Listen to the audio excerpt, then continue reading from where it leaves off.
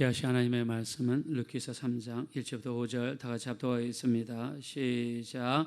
루시의 시어머니 나오미가 그에게 이르되 내 딸아 내가 너를 위하여 안식할 곳을 구하여 너를 복되게 하여야 하지 않겠느냐.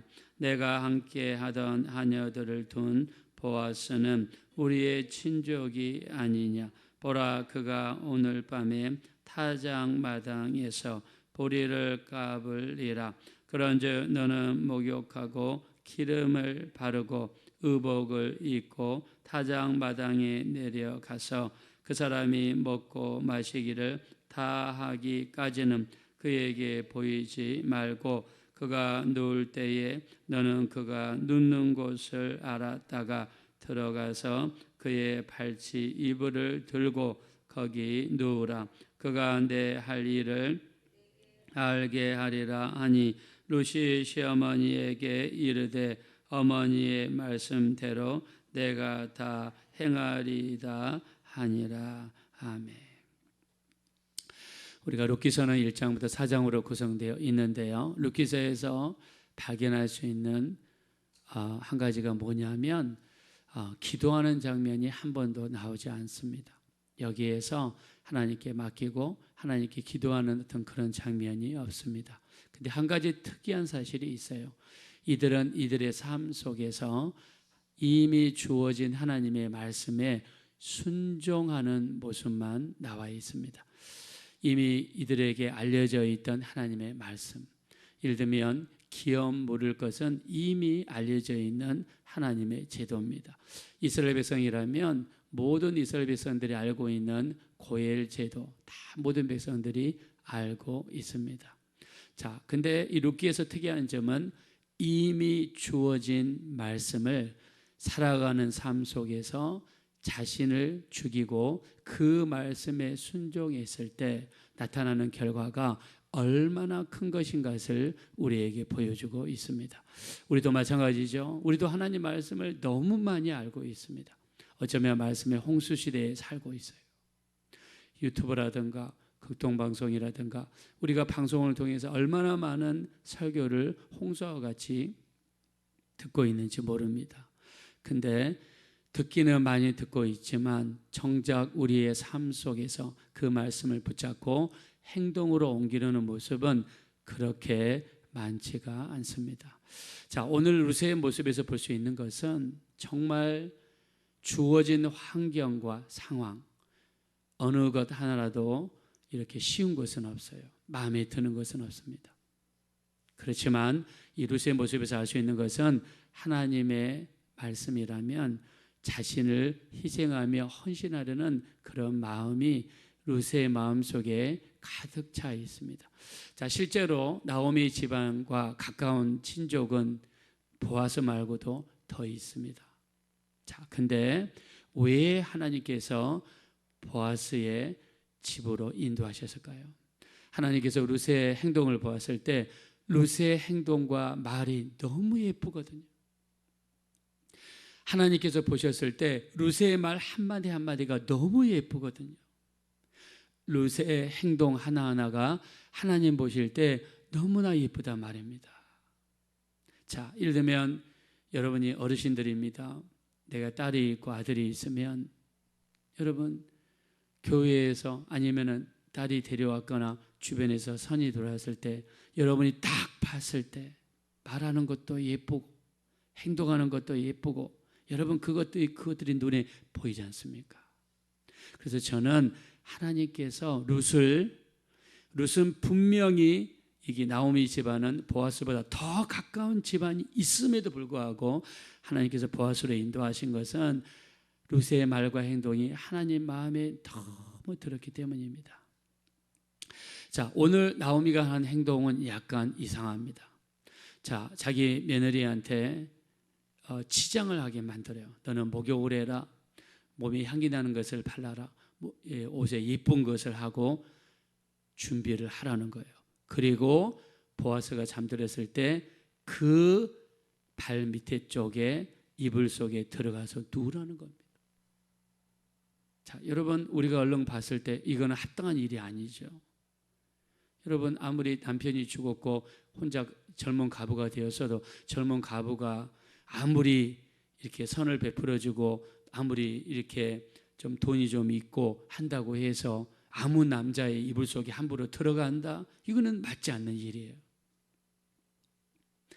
그럼에도 불구하고 나오미는요 이런 것들을 명령을 내립니다. 자, 우리 먼저 한번 1절부터 한번 보겠습니다. 자, 1절 한번 다 같이 읽어보실까요? 시작. 루세의 시어머니 나오미가 그에게 이르되 내 딸아 내가 너를 위하여 안식할 곳을 구하여 너를 복되게 하여야 하지 않겠느냐. 아멘. 자, 나오미는 시어머니입니다. 자기 며느리에게 어떤 얘기를 하죠? 너를 복되게 하여야 하겠다. 자, 이거는 시어머니를 넘어서 친정 어머니의 마음이죠. 자, 어느 부모 중에서 자기 자식들이 복되게 복을 받게 살지 않기를 원하는 그런 부모가 어디 있겠습니까? 나오미는 진정으로 자기 며느리가 복을 받기를 원했습니다. 자, 여기에서 우리가 가져야 될 마음도 볼 수 있습니다. 우리가 기도하는 이유가 무엇입니까? 우리가 열심히 신앙생활하고 예배하고 새벽 예배 드리고 우리가 하나님을 가까이 하고 시편 73편 28절입니다. 하나님을 가까이 함이 내게 복이라고 했으니까 내가 어떻게 하든지 우리 자녀들에게 복이 되고 자녀들을 위해서 비는 기도가 축복으로 돌아가고 오늘 내가 예배드리는 이 예배가 우리 자손들에게 복으로 이어져야 될 줄로 믿습니다. 그래서 나오미는 오직 자기 며느리가 복을 받기를 원했습니다. 자, 그러면서 이야기합니다. 우리 한번 3절을 보겠습니다. 시작. 그런즉 너는 목욕하고 기름을 바르고 의복을 입고 타작마당에 내려가서 그 사람이 먹고 마시기를 다 하기까지는 그에게 보이지 말고. 자, 이 나오미에게 루시에게 주문하는 것이 목욕을 해라.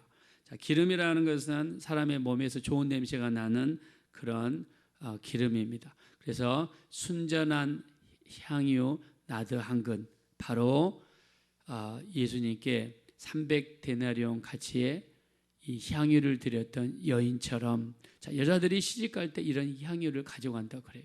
그래서 몸에 바르면 냄새가 아주 좋은 냄새가 나는데, 자, 이 향유를 발랐습니다. 그리고 누운 시간이 밤입니다. 자, 우리가 2절에 보니까 타작을 하는데 타작을 언제 한다고 했냐면 밤에 타작을 한다라고 이야기했습니다. 자, 우리가 성경에 읽어보면 이때 당시 중동 지방의 풍습을 알 수가 있는데요. 중동 지방, 특히 이스라엘 지역에서는 낮에는 바람이 불어오지 않습니다. 밤에 육지에서 지중해 쪽으로 바람이 불어가기 때문에 사람들이 곡식을 수확을 한 다음에 이렇게 키에다가 키질을 하든가 아니면 곡식을 탈곡을 하거나 이렇게 하죠. 이때 언제 하냐면 저녁에 시작을 합니다. 왜? 바람이 불어서 겨 같은 것을 날려버릴 수 있도록 하기 위해서는 수확을 하는 시간이 밤이란 말입니다. 그래서 사람들이 저녁밥을 먹고 그리고 타작을 하고 피곤하면 그냥 그 자리에서 잠을 자는 거예요. 자, 그래서 보아스도 자, 이런 일이 있기 때문에 밤에 타작을 하고 식사를 하고 그리고 그 자리에 잠을 자는 것입니다. 그래서 주문한 게 뭐냐면, 자, 4절 한번 보실까요? 4절 다 같이 한번 읽읍시다. 시작. 그가 누울 때에 너는 그가 눕는 곳을 알았다가 들어가서 그의 발치 이불을 들고 거기 누우라. 그가 내 할 일을 내게 알게 하리라 하니. 자, 밤에 타작할 때까지 멀리서 지켜보고 있다가 보아스가 잠자는 장소를 알아보고 그 보아스가 잠자는데 바로 발 밑에 그 사람의 이불 속에 같이 들어가는 겁니다.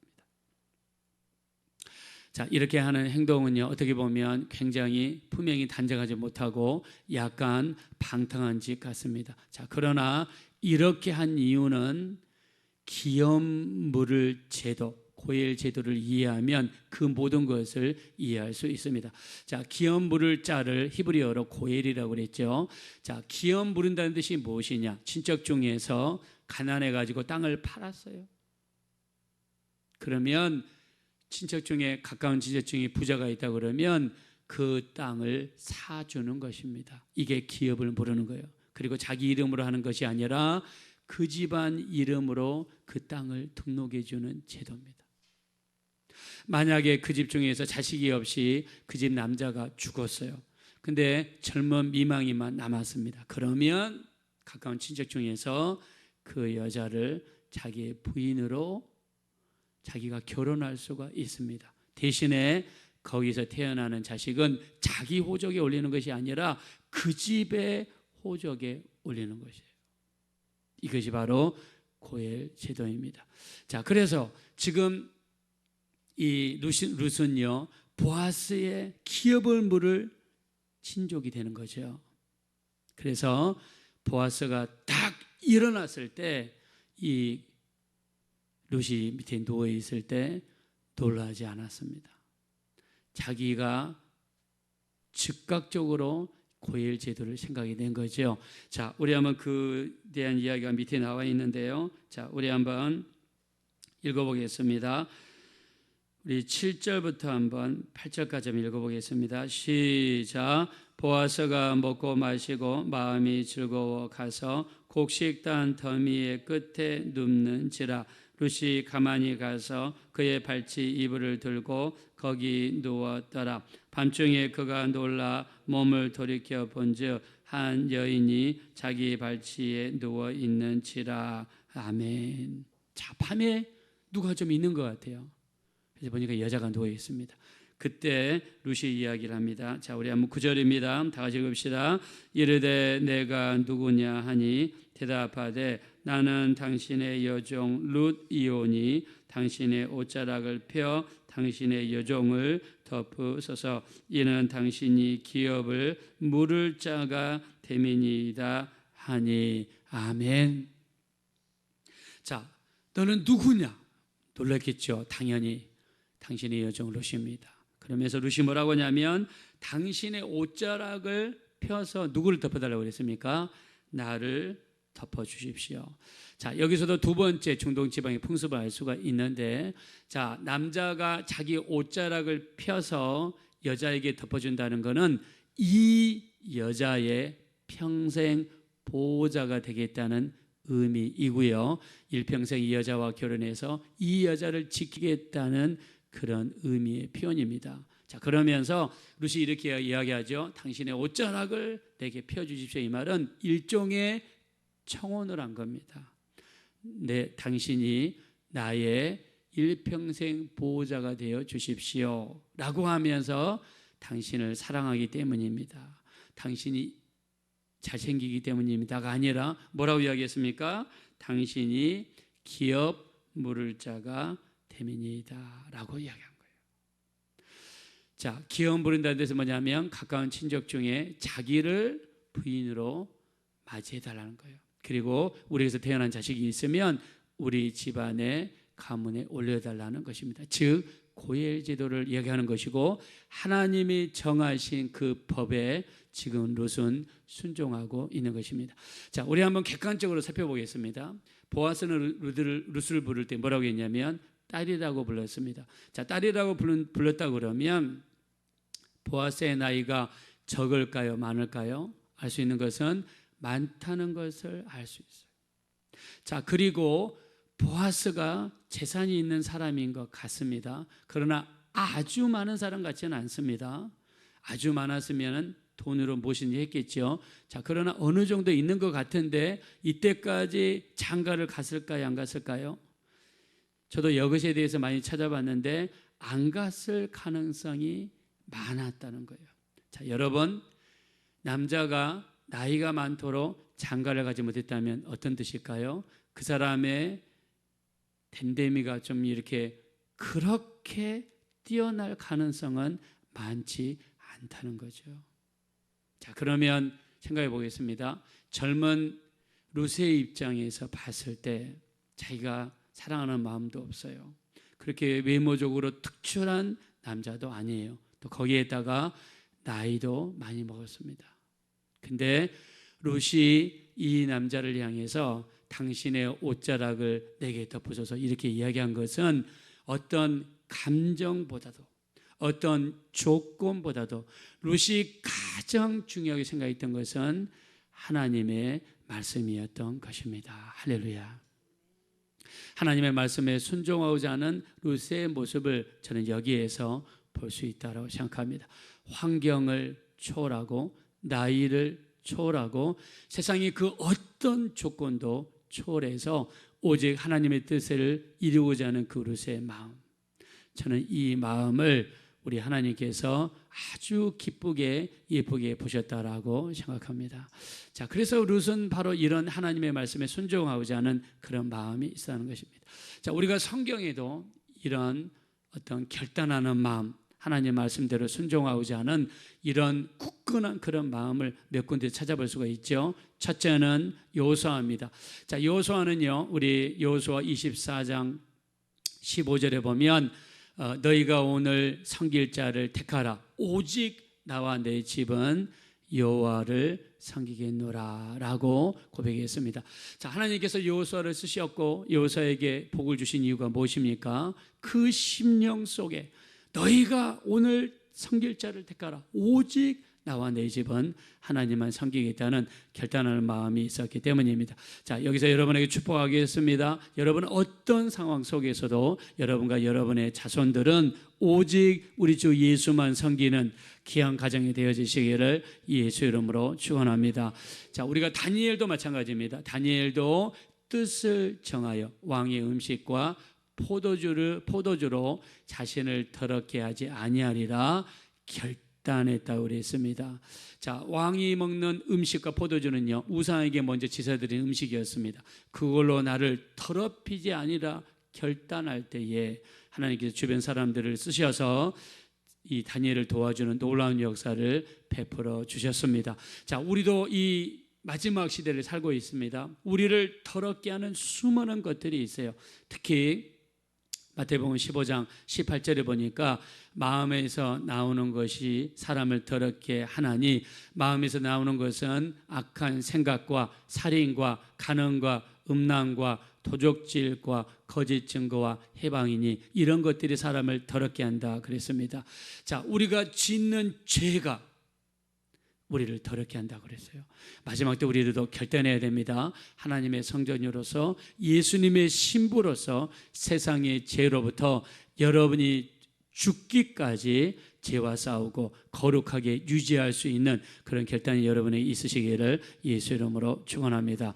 자, 세 번째는 사드락과 메삭과 아벳느고의 결단입니다. 자, 그들은 어떤 결단을 했습니까? 우리 다니엘서 3장 18절에 우리 하나님께서 우리를 건져내지 아니하실지라도 왕의 신을 섬기지도 아니하고 절하지도 아니하겠나이다 라고 결단을 했습니다.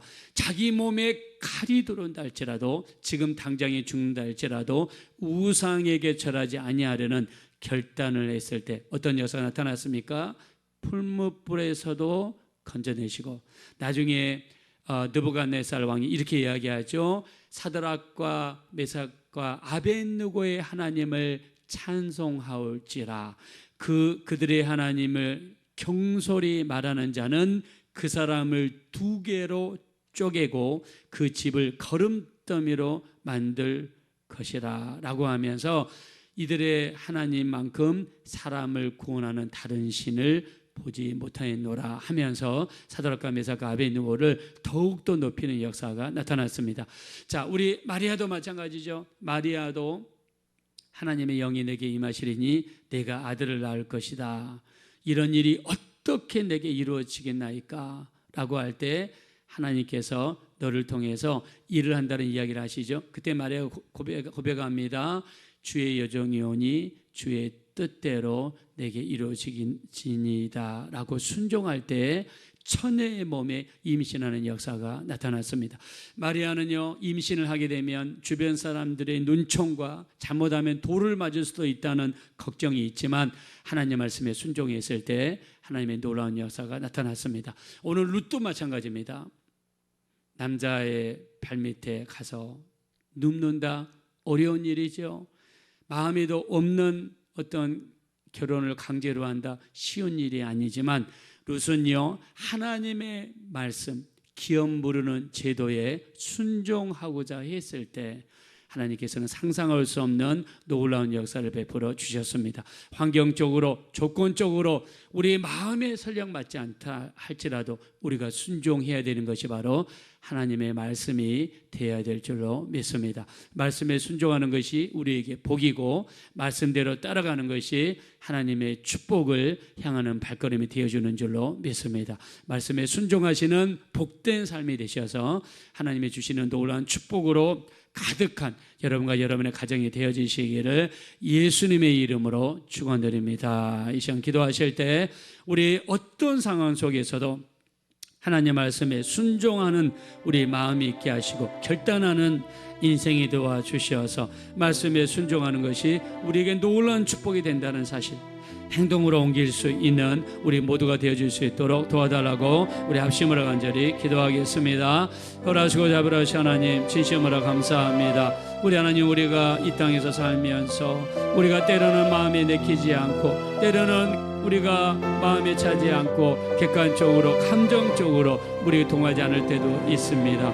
그러나 그런 상황에서도 우리 결단하는 인생이 되게 도와주십시오. 다니엘의 뜻을 정하여 왕의 음식과 포도주로 자신을 더럽게 하지 아니하리라 결단했던 것처럼 사드락과 메삭과 아벳느고가 우리가 하나님이 우리를 도와주지 아니하실지라도 우리 왕의 신에게 절하지도 아니하고 섬기지도 않겠다고 결단했던 것처럼 마리아도 주의 여종이오니 말씀대로 내게 이루어지사이다 결단했던 것처럼 우리가 하나님의 말씀에 순종하리라 결단할 때에 하나님께서 베푸시는 축복과 은혜가 얼마나 큰 것인가를 오늘 그것을 통해서 보았습니다. 우리 하나님, 우리를 불쌍히 여겨주십시오. 우리는 때로는 우리 머리가 앞서고 이성이 앞서고 생각이 앞서서 하나님의 말씀을 우리 마음대로 무시하고 불순종하는 경우가 너무 많았습니다. 그러나 이제부터라도 하나님의 말씀에 적극적으로 순종하고자 하는 이런 삶을 살아갈 수 있도록 우리를 축복하여 주시옵소서.